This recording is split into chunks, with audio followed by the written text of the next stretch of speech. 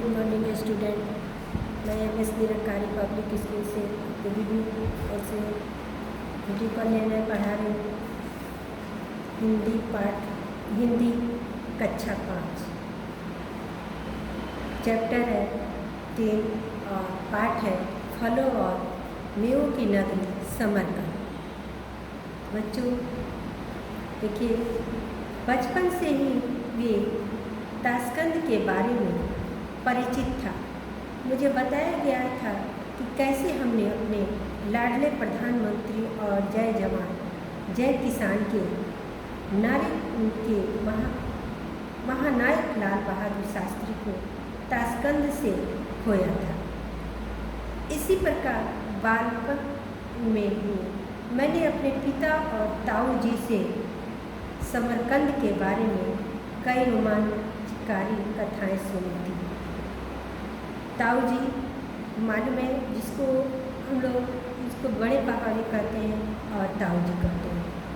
है तो दुनिया के इतिहास में तैमूर लंग की ब्रह्मणता के किस्से मैं बचपन में ही सुन चुका था। वह तैमूर लंग जिसने भारत के दिल्ली सहित अनेक नगरों को खून की नदियाँ बहाकर लूटा था और लूट से प्राप्त अनुकूल धन संपत्ति की समरकंद ले गया था। हाँ, वह समरकंद से ही तो आया था जिसकी कुदृष्टि भारत के वैभव पर थी। मैं उस नगर को देखने की अभिलाषा रखता था, यानी इच्छा, और वह दिन आज ही गया था। मुझे 5वें अंतर्राष्ट्रीय हिंदी सम्मेलन में ताशकंद आमंत्रित किया गया। इसी श्रृंखला में मैं एक भारतीय दल के साथ दी पार्ट 2 रॉन होटल के कक्ष संख्या 4007 में अपने परम मित्र डॉक्टर अर्जुन सिसोदिया के साथ ठहरा था। हमने ताशकंद शहर को भी जी भर देख लिया था। आज यानी 29 जून 2014 को हमें पूरे दल के साथ समरकंद जाना था। अतः हम प्रातः 4:30 बजे उठ गए और नित्य कार्यों से निपट कर नाश्ता करके ताशकंद रेलवे स्टेशन के लिए होटल में लगी बस में बैठ गए। तब प्रातःकाल होने के कारण मौसम बहुत सुहाना था। चारों ओर मानो हरियाली की चादर बिछी थी। मंद मंद हवा में गुलाब के फूलों की सुवास मन को आनंदित कर रहे थे। मंद याती होता है धीरे धीरे। ताशकंद शहर में सड़कों के किनारे क्यारियाँ बनाकर गुलाब रोपे गए थे, जिनकी सुगंध वातावरण में बिखर कर एक स्वर्गिक आनंद प्रदान कर रही थी। आकाश में छोटे छोटे बादल जैसे आसमान के आंगन में हमारी ही तरफ घूमने निकल पड़े थे। मैं इस सुंदरता को मन में बसा लेने का प्रयास कर रहा था कि हमारे गाइड रुस्तम भाई ने आकर गाड़ी चलाने का निर्देश दिया। अब हम ताशकंद रेलवे स्टेशन की ओर बढ़ रहे थे। ताशकंद उज्बेकिस्तान की राजधानी होने पर भी वहाँ कहीं भीड़ नजर नहीं आई। रास्ते भर कहीं कोई पुलिस वाला नहीं दिखाई दिया। सभी को सड़क के नियमों का पालन करते देखा। तो ताशकंद नगर की साफ सफाई ने मन मोह लिया। स्टेशन पर भीड़ या कोई अफरा तफरी नजर नहीं आई।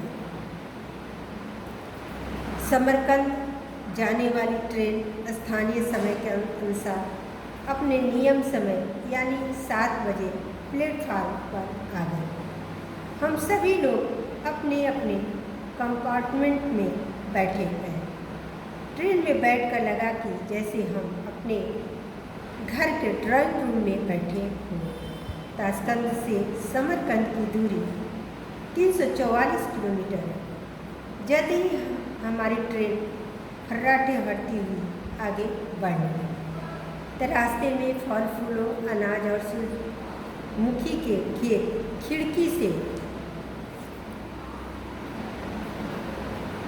खिड़की से चलचित्र की भांति गुजर रहे थे। मैं खिड़की के पास बैठा और इस मनोहर दृश्य को अपने आंखों में कैद कर रहा था। मेरे ठीक सामने डॉक्टर अर्जुन सिसोदिया भी संभवतः उसी दुनिया में खो गए थे। तभी अमरकंटक मध्य प्रदेश के मेरे दूसरे मित्र श्री नागेंद्र दुबे जी, जो मेरे पास आने वाली सीट पर बैठे थे, उन्होंने कविता सुनाने का आग्रह किया। मन दूसरी दुनिया में होने के बाद भी मैंने उनसे आग्रह को स्वीकार कर लिया। अब कविता का क्रम शुरू हो चुका था, जो पूरे रास्ते निरंतर चलता रहा। डॉक्टर अर्जुन सिसोदिया और मैंने अपने बहुत सी कविताएं सुनाई। कई दूसरे साथी और डिब्बे के कंडक्टर और औद्योगिक रेलवे की एक महिला कर्मचारी ने भी कविता और गीतों का आनंद लिया। हिंदी समझ सकने में सक्षम न होते हुए भी वे हमें लगन से सुन रहे थे। तो 2 घंटे बाद गुलिस्तान नगर रेलवे स्टेशन पर गाड़ी थोड़ी देर रुककर आगे बढ़ गई। इसके बाद गाड़ी केवल एक स्थान पर रुकी। इस तरह स्थानीय समय अनुसार हम ठीक 11 बजे समरकंद रेलवे स्टेशन पर उतर गए। यहाँ हमें पाकिस्तानी लेखिकाओं का एक दल मिला। उन्होंने हमें पहचान कर हमसे कुशल छेल पूछी। कुछ औपचारिक बातों के बाद हम समरकंद रेलवे स्टेशन से बाहर आ गए। पूरा स्टेशन स्वच्छता से दबक रहा था और कहीं भीड़ नहीं थी। स्टेशन को वहाँ की स्थानीय भाषा में वागोजोर कहते हैं। समरकंद उज्बेकिस्तान का दूसरा बड़ा नगर है। उज्बेकिस्तान की राष्ट्रभाषा उज्बेकी है। रूसी भाषा यहाँ द्वितीय भाषा के रूप में सम्मानित है, परंतु समरकंद में ताजिक भाषा भी बोली जाती है। उज्बेकिस्तान में शिया और सुन्नी दोनों मुसलमान रहते हैं। शियाओं की संख्या बहुत कम है। दोनों वर्ग बहुत प्रेम से रहते हैं। तो होता है समरकंद विश्व का प्राचीन शहर है। प्राचीन यानी पुराना। इसका इतिहास लगभग 2500 वर्ष पुराना है। स्वयं सिकंदर भी इस नगर की सुंदरता से अभिभूत था। तो अब समरकंद में नगर भ्रमण करते हुए तैमूर लंग के मकबरे पर पहुँचे। हमारा गाइड रुस्तम हमें एक एक चीज़ के बारे में बता रहा था, जो सम्मान महाराणा प्रताप को भारत में दिया गया। ठीक वैसा ही सम्मान तैमूर लंग को समरकंद के लोगों द्वारा प्राप्त है। ये उसे महान योद्धा मानते हैं। यह मकबरा अंदर से बहुत ही भव्य है। छतों और दीवारों पर सोने की नक्काशी परवश हमारी ओर आकर्षित करती है। यह मकबरा वास्तुकला का एक बेजोड़ उदाहरण है। समरकंद में हिंदी और अंग्रेजी के समझने वाले न के बराबर है। अपनी भाषा और संस्कृति के प्रति उनका अनुराग अनुकरणीय है। हमारा दोपहर का भोजन मुबारक होटल में सुनिश्चित था। अतः ठीक 1 बजे हम वहाँ पहुँच गए और वहाँ प्रारंभिक वेजिक शाकाहारी और मांसाहारी भोजन अलग अलग स्थानों पर पुरुष आ गया था। तो शाकाहारी होने के कारण मुझे दाल, चावल, रायता, दही, मक्खन, समोसा, मीठा सेव, खुमानी, किशमिश, आलू बुखारे, खीरा, प्याज, सलाद और ब्रेड आदि परोसा गया। यहाँ के लोग रात में मध्यम रोशनी में खूबसूरत पलंग पर बैठकर भोजन करना पसंद करते हैं। हर घर के सामने फलों की अनेक पेड़ देखे जा सकते हैं। तो मोहल्लों की सड़कों को जाल से पाटकर कई जगह अंगूर की बेलों की लगाया गया है, जिससे सड़क एक हरी गुफा सी नजर आती है। यह इन लोगों का फलों और मेवों के प्रति लगाव को प्रदर्शित करता है, यानी दिखाता है। तो बच्चों और आगे देखिए, कहीं भी फलों को तोड़कर खा सकते हैं, तो किसी भी प्रकार की मनाही नहीं है। अब हम तैमूर लंग के प्रपौत्र अलूप बेग की प्राचीन वेधशाला देखने गए। वह बहुत ही विज्ञान प्रिय और कलाप्रिय शासक था। ग्रह नक्षत्रों की गणना करने के लिए उसने इस वेधशाला का निर्माण करवाया था। उसने विज्ञान की उन्नति के लिए दूसरे देशों से भी विद्वानों को समरकंद नगर बुलवाया था। तो समरकंद एक खूबसूरत नगर है। यहाँ के निवासी बहुत ही शांति प्रिय हैं, इसीलिए अपराध न के बराबर है। यहाँ की मुद्रा शुभ है। यहाँ प्राय हम बड़ी दुकानों में नोट गिनने की मशीन होती है, क्योंकि हो सकता है आपको एक पेन या पानी की बोतल खरीदने के लिए भी कई जगह कई हजार शुल्क अदा करने पड़े।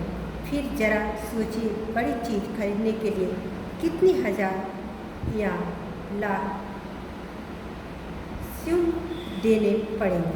कुछ खास खरीदने के लिए बैग में नोटों को ले जाना पड़ता है। इसके बाद हम तैमूर वंश की धरोहर कहे जाने वाले रेगिस्तान मदरसे को देखने गए। तो रेगिस्तान का अर्थ होता है पढ़ाई का स्थान, और पर्शियन भाषा में इसका अर्थ मरुस्थल होता है। यह दुनिया के प्राचीनतम मदरसों में से एक है। प्राचीन काल से यह नगर व्यापार का एक बड़ा केंद्र रहा है। आज भी समरकंद नगर अपने सिर्फ कीमती गलीचों और सूखे मेवों के लिए दुनिया भर में जाना जाता है। अब हम समरकंद के प्रसिद्ध बाजार आफ्रेशिया गए। यह बाजार बहुत विस्तृत है। यहाँ कपड़ों से लेकर इलेक्ट्रॉनिक सामान तक आप कुछ भी खरीद सकते हैं। यहाँ का सूखे मेवों का बाजार निराला है। बाजार में जहाँ तक देखो सूखे मेवे ही नजर आते हैं। सैकड़ों दुकानें जैसे हमारी प्रतीक्षा कर रही थी। जहाँ से भी गुजर रहे थे दुकानदार सूखे मेवे चखने का आग्रह कर रहे थे। तो इसी बाजार में यदि आप सूखे मेवे को चखने भी लगे तो आपका पेट भर जाएगा। मैंने यहाँ से काली पीली किशमिश, बादाम, अखरोट, गिरी, काजू और खरीदे। मन करता था कि जी भर खरीदारी करूं, पर सामान के वजह की सीमा ने मुझे अधिक खरीदारी करने से रोक दिया। अतः मुझे कम में ही संतुष्ट होना पड़ा। फिर भी मैंने बहुत कुछ खरीद लिया। एक बात और जो मैं कहना चाहता हूँ वह यह कि यहाँ के नागरिक भारतीय हिंदी फिल्म कलाकारों का बेहद सम्मान करते हैं। लोग अपने मोबाइल में हिंदी फिल्म डाउनलोड करके रखते हैं, हिंदी फिल्में देखते हैं और भाषा न जानते हुए भी हिंदी गाने सुनते हैं। वहाँ अनेक लोगों ने अभिमान बच्चन, रेखा, सलमान खान और राज कपूर के बारे में पूछा। वे संकेत से कहते थे कि आप भारत से आए हैं, आपने इन कलाकारों को देखा है। तब शाम धीरे धीरे ढलने लगी और हमें पुनः ताशकंद अपने पड़ाव की ओर लौटना था, परंतु मन समरकंद में ही कोशिश गया था। लेकिन ट्रेन समय से ही आनी थी और हमें वापस जाना ही था, इसलिए पुनः 7 बजे स्टेशन आ गए। ट्रेन समय से आई और हम रात्रि 11 बजे ताशकंद पहुँचे। शरीर थक चुका था, परंतु मन अभी और कुछ अपने अंदर समेट लेना चाहता था।